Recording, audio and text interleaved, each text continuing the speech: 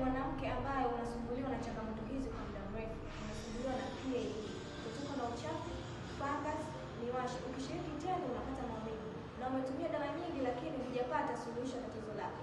Lakini pia kama mwanamke ambaye hedhi yako haieleweki, unapata hedhi ambayo inaruka ndani ya miezi miwili au upati kabisa, lakini hii dawa itaweza kukusaidia kutatua changamoto yako, kurudisha mfumo wako wa hedhi na kurudi katika kama hali ya kawaida. Lakini pia kama wewe umepata na maambukizi haya kutoka na vipele sehemu za siri, tunaita genital warts, ambao maoto hayo yanatoka nje au ndani katika kuta za uke, basi dawa hii itaweza kukusaidia kutatua changamoto yako.